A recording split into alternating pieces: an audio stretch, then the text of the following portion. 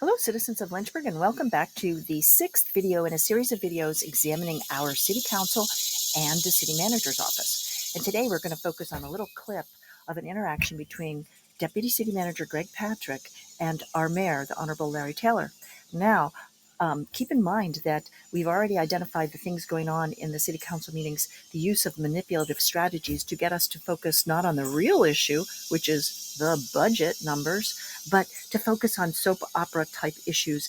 And Stephanie Reed is in charge of that. She's using the rhetorical strategies of Darvo. So she's getting us to think that the city manager is a victim. She spent all her time in the June 30th second reading of the budget, focusing on the poor, hard-working city manager and making us feel that we were evil, trying to get us in a shame spiral so that we don't question the budget, we don't question anything that the city manager does.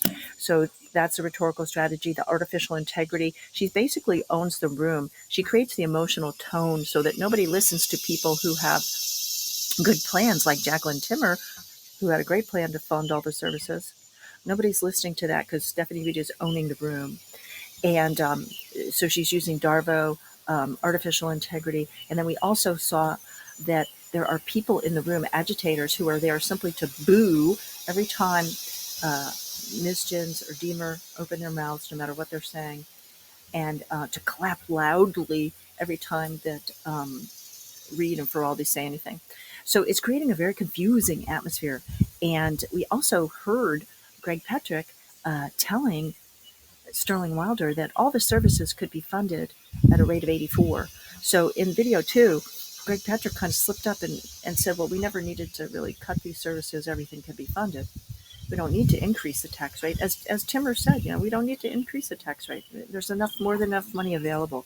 Timmer kept saying, we're getting more money during the year from the different taxes on lodging and hotel and usage taxes and so on. But nobody heard any of that. So now we're going to see what's happening with the mayor. And everybody knows that the Honorable Larry Taylor, our mayor, loves the city of Lynchburg, and he wants the best for the city of Lynchburg. He wants the city to thrive. He wants it to be a compassionate, caring community. He wants to support small businesses. So what you're going to see in this exchange is a man who really cares about this city being deceived.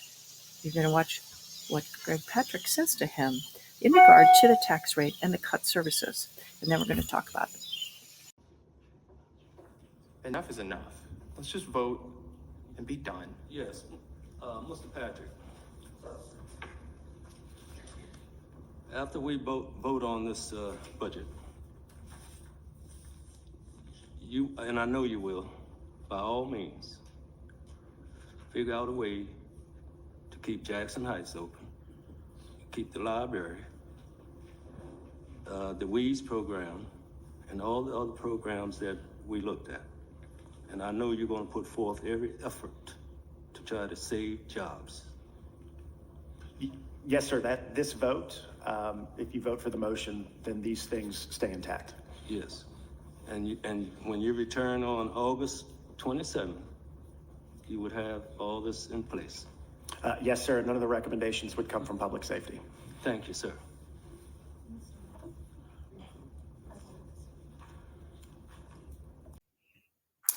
All right, there you have it.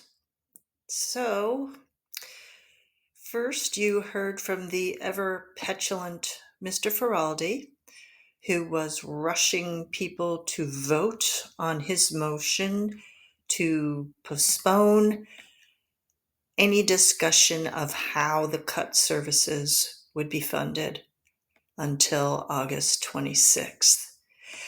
So what you're seeing is an attempt to completely avoid Plan A and Plan B, which were brought up by Timmer, Deemer, and Mischins as ways to fund the cut services. And basically it involved transferring some of the excessive increase to the city manager's salary and benefits package.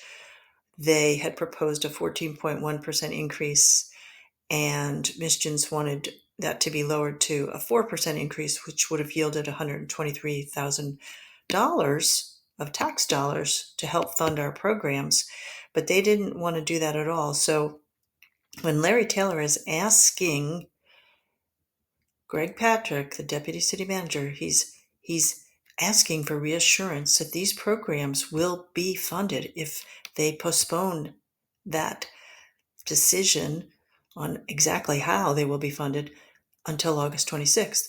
They said August 27th, but it's actually August 26th. So the really sad part is that I'm sure you can see that the mayor really cares about these services. He wants these funded. He doesn't want people to lose their jobs.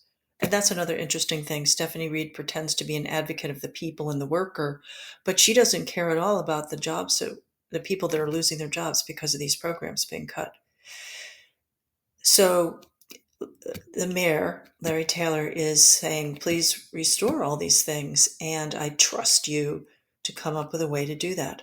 But once again, they're never mentioning lowering their own salary and benefits. They're completely avoiding it.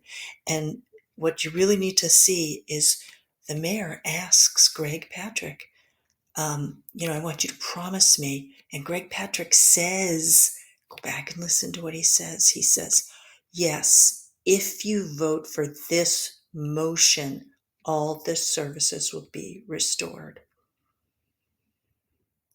That's very deceitful because the mayor could have voted for Plan A and Plan B, which have been proposed by Mischgens and by Timmer and Deemer, and all the services would have been restored with a cut to the salary and benefits for his department.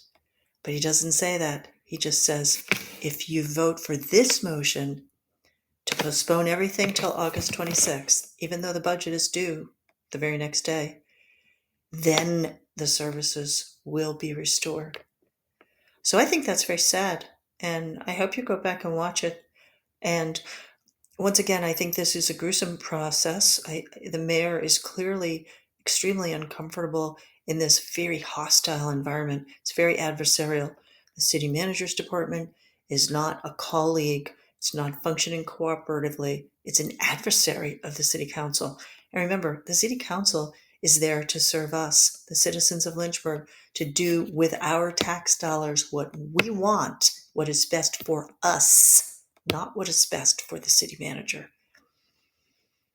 So this is all, very challenging to process, but I think it's worth the effort because we deserve a lot more, and we could have a lot more if we had a different city manager and some different city councilmen too. Thank you. Until next time.